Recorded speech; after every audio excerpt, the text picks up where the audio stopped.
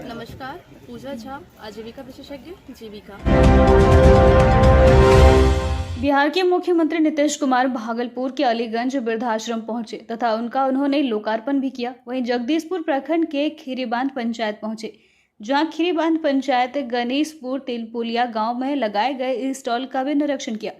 नीरा द्वारा बनने वाली कई खाद्य सामग्री का भी निरीक्षण किया। नीरा से बनाने वाली जीविका दीदी पूजा झा ने कही, पहले लोग ताड़ी पीते थे जो स्वास्थ्य के लिए हानिकारक था।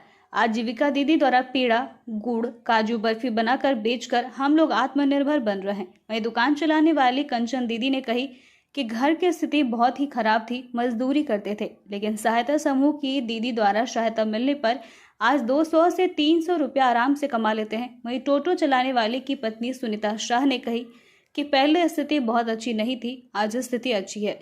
जीविका दीदी द्वारा बिहार में पहली बार भागलपुर के मायागंज अस्पताल में जीविका स्वास्थ्य सहायता केंद्र खोला गया है, जिससे हर गरीब मरीजों को अच्छी सुविधा मिल रही है। 1795 जीविका दीदी को मुख्यमंत्री द्वारा सांकेतिक चेक 89 करोड़ रुपए विभिन्न बैंकों द्वारा मिलाकर सांकेतिक चेक दिया गया। सतत जीविकोपार्जन के तहत 943 लक्षित परिवारों को 2,03,56,000 की सांकेतिक एक चेक दिया गया। मुख्यमंत्री फिर भागलपुर समरणालय में पदाधिकारियों के साथ समीक्षात्मक बैठक भी किए। तरह से यात्रा पर निकले हैं, इसीलिए देखना और क्या प्रोग्रेस हुआ और क्या कोई और क्या जरूरत है, तो आप लोगों को तो मालूम ही, हम उसी के लिए आ रहे हैं। तो मुझे खुशी होती है और यहाँ से तो मेरा बड़ा पौराणिक संबंध है ना जी। जब जेपी मूवमेंट में हम लोग थे, समझ गए ना, तो हम तो जेल में यही न थे तो हमारा रिश्ता बहुत ज़्यादा है, समझ गए। इसलिए यहाँ हम बराबर आते जाते रहे बहुत ज़्यादा। तो आज तो मान लीजिए कि जो भी हो, पहले तो अनेक जगहों पर गए, ऐसा कोई जगह नहीं जहाँ नहीं जाते, और यहाँ भी और गंगा नदी के दूसरी तरफ भी सब जगह जाते हैं। आज तो एक कुछ जगह का देख करके और आज पूरी समीक्षा की है, तो इसमें जहाँ कहीं भी कोई दिक्कत है, और यहाँ का तो सब दिन का ही प्रॉब्लम है ना, ये जो बरसापात जो होता है खास करके उसी समय, तो जो है गंगा नदी के किनारे तो थोड़ा प्रॉब्लम तो होता ही, तो हम लोग हर साल देखने आते हैं। तो वही तो हमने फिर कहा कि ज़रा तेजी से हो जाए, लेकिन काम दोनों तरफ फरक्का वाला उठाते रहे, कोशिश कर रहे हैं वो करने का। लेकिन केंद्र सरकार मानेगा तब ना। अरे तो हम लोग पहले ही से कहे हुए, वो तब ना, जो पहले से माना हुआ अभी वो नहीं हो रहा है, तो इसलिए क्या करें। और लेकिन जो यहाँ पर है वो राज्य सरकार वाला है, तो उसके लिए तो हम लोग पहले बात आ गया था, लेकिन अभी तो सब बंद है कि कुछ जगह पर प्राइवेट लोग चलाएंगे और छोटी गाड़ियों को ये उसको प्लेन को चलाएंगे, छोटा प्लेन चलाएंगे, तो वो सब बात आई थी। सोच रहे थे कि कम से कम लोग आने जाने का रहेगा, लेकिन खैर ये तो ऐसी जगह है जहाँ बड़ा बन जाए तो क्या दिक्कत है, लेकिन वो तो अभी हम लोगों के हाथ में नहीं है। अब वो पहले जहाँ कह दिए हैं तय, वो मान लें, पहले कर लेंगे, तभी न कहीं और करेंगे। तो पता चला हमको, तो दिल्ली हो गया, दिल्ली वो तो पूछ ही लिए कि कब, अभी दिल्ली रहेंगे। ट्रेनिंग लेने के बाद इसका हर विधि ट्रेनर द्वारा हम लोग ट्रेनिंग लिए, भूसा फुलाएं, क्या कहते हैं, फिर सूखने दिए, पानी चेक किए, उसको भरें, फिर और उसके बाद जो बीज डालें, जैसे पैकिंग होता है करके। ये है हम लोग औरतों के लिए सबसे बड़ी बात क्या है कि ये हम लोग घर का काम करते हुए इसको सब्जी के रूप में खा भी लेते हैं और बेच के कुछ रुपया भी कमा लेते हैं। तो पहले से घर का स्थिति सुधार है। क्या नाम हुआ आपका? कल्पना कुमारी।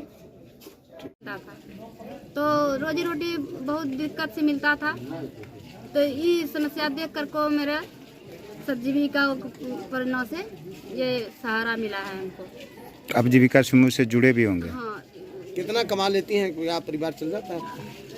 150-200 जो कमा लेते हैं प्रतिदिन। पहले की क्या स्थिति थी, पूरे डिटेल बताइए। पहले तो पूरा रोजी रोटी नहीं मिलता था, मजदूरी करते थे, किस दिन रोजी रोटी मिलता है, कुछ दिन नहीं मिलता था, सप्ताह में 2 दिन 3 दिन कम होता था। तो इस मजबूरी देख कर को उनको ये मिला है सहारा।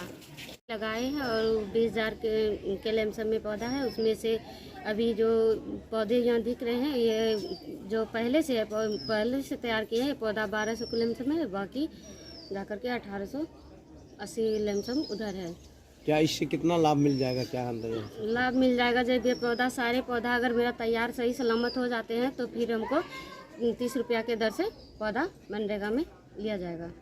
जी क्या नाम हुआ अपना? मेरा नाम हुआ रंजू देवी। कितने? सुनीता शाह है और मैं रूही जीविका से आई हूँ। पहले क्या स्थिति थी आप बताएंगे? पहले तो स्थिति बहुत खराब थी, घर में मैंने बहुत दिक्कत चलता था, आदमी बहुत कम कमाते थे। अभी थोड़ा सा सुविधा अच्छा हो गया, टोटो ले लिए हैं, तो ये गाड़ी चलाने के बाद हमारी आर्थिक स्थिति और भी अच्छी हो जाएगी। आप खुद चलाती हैं गाड़ी? नहीं, मेरे पति चलाएंगे। पहले पति बिजनेस करते थे, घर में छोटा सा दुकान है, वही चलाते थे। अभी गाड़ी लेने के बाद वो गाड़ी चलाएंगे। तो गाड़ी कैसे मिला आपको? गाड़ी हमको जीविका की तरफ से मिला है। क्या कुछ मिला, कैसे मिला? हाँ, तो हम लोग मेरे को समूह से 80,000 रुपया मिला है और गाड़ी मेरा 1,90,000 का है। बाकी पैसा जो है मैं अपने घर से मिला। नमस्कार, पूजा झा, आजीविका विशेषज्ञ जीविका। जैसे कि आप सभी देख रहे हैं, यहाँ पर नीरा से बने बहुत सारे प्रोडक्ट हैं जो हमारी जीविका दीदियाँ बनाई हैं। और यहाँ पर जैसे विभिन्न प्रकार के प्रोडक्ट हैं। नीरा से बना हमारा काजू बर्फी, नीरा से बना बादाम लड्डू, नीरा का पेड़ा, नीरा का चॉकलेट, नीरा का गुड़, इस तरह के कई सारे प्रोडक्ट यहाँ पर अवेलेबल हैं। नीरा बिल्कुल शुद्ध पेय पदार्थ है और ये जो सारे प्रोडक्ट हैं ये शुगर पेशेंट ईजिली खा सकते हैं। उनको इसको खाने से किसी भी प्रकार की प्रॉब्लम नहीं होगी। ये 5 साल के बच्चे से लेकर 85 साल के बूढ़े तक भी खा सकते हैं और इसके बहुत सारे बेनिफिट्स भी हैं। कितने इसमें लोग काम कर रहे हैं आपके उसी में जो है? हमारे यहाँ भैया बताएंगे सर। ये हमारे पीजी की डिस्ट्रिक्ट है। हमारे यहाँ पीजी इसका बना हुआ है, आकाश पीजी के नाम से जाना जाता है, जिसमें पूरी 26 महिलाएं मिलकर काम कर रही हैं। चलिए ठीक, थैंक यू। बहुत ही सुंदर सा विचार लाया गया है कि जीविका दीदियों के द्वारा स्वास्थ्य सहायता केंद्र पर अस्पताल में आने वाले मरीजों को उनकी सुविधाओं की जानकारी देने के लिए इनका चयन किया गया है।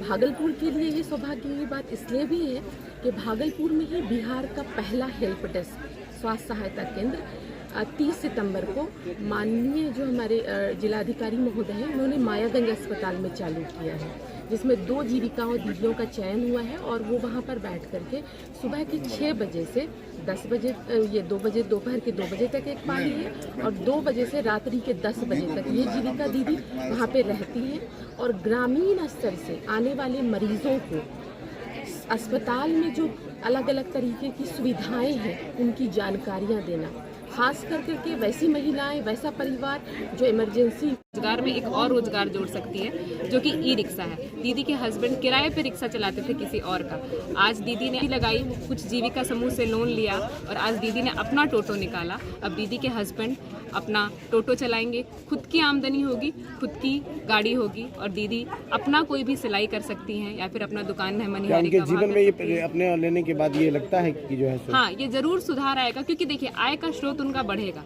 दीदी पहले एक काम करती थी, अब दीदी के पास 2 आय के स्रोत हो चुके हैं। तो अगर आय के स्रोत बढ़ेंगे तो आमदनी भी बढ़ेगी। सरकार की सहयोग मिल रही है? हाँ, एकदम मिल रही है। जी आप अपना परिचय बताइए। मेरा नाम नेहा है, मैं यंग प्रोफेशनल हूँ और जगदीशपुर ब्लॉक में पोस्टेड हूँ जीविका के अंतर्गत। ठीक। भागलपुर में आरएसएस के संघ प्रमुख मोहन भागवत का आगमन। राष्ट्रीय संघ सेवक संघ के संघ प्रमुख मोहन भागवत जी राजधानी एक्सप्रेस से नवगछिया रेलवे स्टेशन पहुंचे। लोगों ने फूल माला एवं पुष्प गुच्छ देकर उनका स्वागत किया। वहां से चलकर सत्संग महर्षि में ही आश्रम भागलपुर कुप्पा घाट पहुंचे। संघ प्रमुख मोहन भागवत आश्रम के हरिनंदन महाराज और किशोर कुणाल ने संयुक्त रूप से फीता काटकर एवं नारियल फोड़कर सदगुरु महर्षि में ही निवास का लोकार्पण किया। महर्षि मेहीदास परमहंस जी महाराज के जीवन पर आधारित फीचर फिल्म पोस्टर का भी अनावरण किया। लोकार्पण के बाद संघ प्रमुख मोहन भागवत ने अपने भाषण में कहा कि हमें अपने देश के प्रति एकता और अखंडता को बनाए रखना है, साथ ही भारत माँ के सम्मान में अपना थोड़ा समय भी देना चाहिए। सत्य की परख करने के लिए आध्यात्म से जुड़ना जरूरी है। संपूर्ण सत्य ही आधार है। हमारा देश भारत अखंड रहता है। संतों से मिलकर उन्होंने कहा, मुझे बड़ा सौभाग्य प्राप्त हुआ आप लोगों से मिलकर। को पूरा करने के बाद भी उस जगत की पूर्णता के सहित संपूर्ण सत्य तब मिलता है जब भारत साथ में रहता है। ऐसा भारत का आप चाहते हैं और इसलिए हमको ये ध्यान रखना चाहिए कि जैसे इस परिषद की श्रद्धालु भक्त